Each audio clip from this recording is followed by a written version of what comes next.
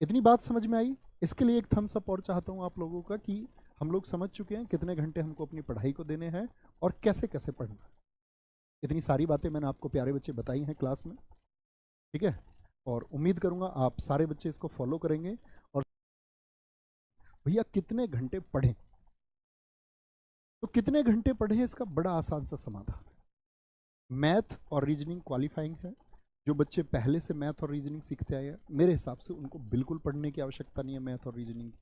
वो कभी वीक में संडे या आपका बात करें सैटरडे में एक एक मॉक भी लगा लेते हैं रीजनिंग का और मैथ का, तो सफिशियंट होगा।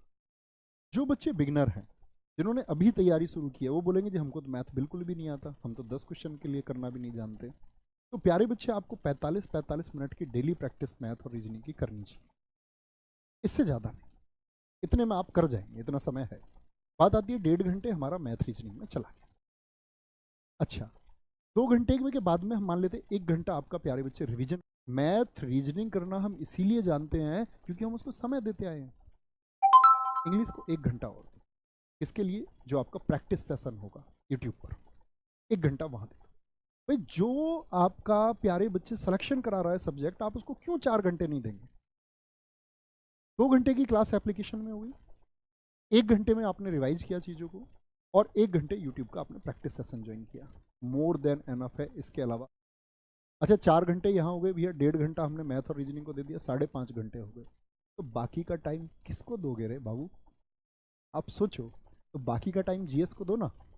अब तुम इस टाइम को किसी और को देने लग जाओ तो तुम्हारी गलती है।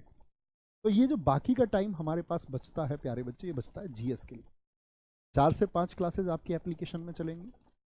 आप एक बहुत अच्छे स्टूडेंट हैं तो प्यारे बच्चे, मेरे हिसाब से आप बहुत ध्यान से पढ़ने वाले, सिलेक्शन की तरफ जाने वाले, एक सीरियस प्यारे बच्चे कैंडिडेट जिसको हम कहते हैं, आप उनमें से एक हैं। तो अगर बहुत ध्यान से जो बच्चा जीएस की क्लास करता है, 1 घंटे की एक क्लास को 15 मिनट में प्यारे बच्चे रिवाइज कर सकता है। बात है कितने फोकस से उसने क्लास की है और कितने फोकस से उसने रिवीजन किया है।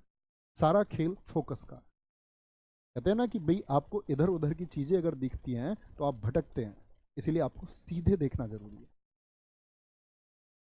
तो सबसे बड़ी बात है कि बाकी का टाइम आप प्यारे बच्चे जीएस को दें, और जीएस को ही आपको 5 से 6 घंटे देने चाहिए।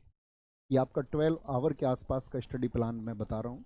आप इतने ही घंटे पढ़ें। नींद का भी ध्यान रखना बहुत ज़रूरी है, ऐसा नहीं है कि सोए ना। तो अच्छे से सोएं, अच्छे से पढ़ें, बहुत ज़्यादा ना सोएं और बहुत ज़्यादा ना पढ़ें। ये एक सिंपल फंडा है एक अच्छे स्टूडेंट का सिलेक्शन की तरफ जाने का। कई बार ऐसा होता है बच्चे बहुत सारी मेहनत कर लेते हैं, एग्जाम के टाइम पे बीमार हो जाते हैं, तो उस मेहनत का कोई अर्थ नहीं रह जाता। तो 12 घंटे एक बहुत बड़ा प्यारे बच्चे आवर्स होता है नंबर में, अगर हम काउंट करें। और बाकी अब उन बच्चों का सोचो जो हिस्ट्री पहले पढ़ चुके हैं, तो उनको दोबारा से पढ़ने की ज़रूरत नहीं है। इकोनॉमिक्स पढ़ चुके हैं तो सब समय बच गया ना, उसको अंग्रेजी को दो।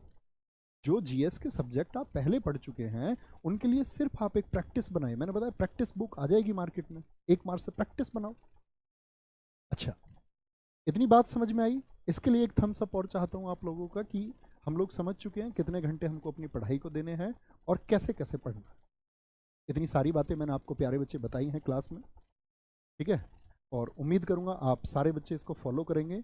और सीधी सी बात है, बैठ कर किनारे पर मेरा दीदार न कर, मुझको समझना है। नौकरी कह रही है आपसे कि बैठकर किनारे पर मेरा दीदार न कर, मुझको समझना है तो नदी में उतर के देख। हम लोग दूर से प्यारे बच्चे योजनाएं बनाते हैं, कई बार प्लानिंग्स हम करते हैं कि हम ऐसा करेंगे, हम इस बार ये नौकरी लेंगे, फिर हम ऐसे लेंगे। लेकिन हम प्यारे बच्चे अपने फोकस से हट करके कई बार हम डाइवर्ट होते रहते हैं। कई बार हम, आपको इस भीड़ में शामिल नहीं होना है। जो मैंने आपको बताया ये फॉलो करिए, और इन सारी चीज़ों की जिम्मेदारी मैं लेता हूँ कि आप एक प्यारे बच्चे अच्छे स्कोर की तरफ जाएंगे।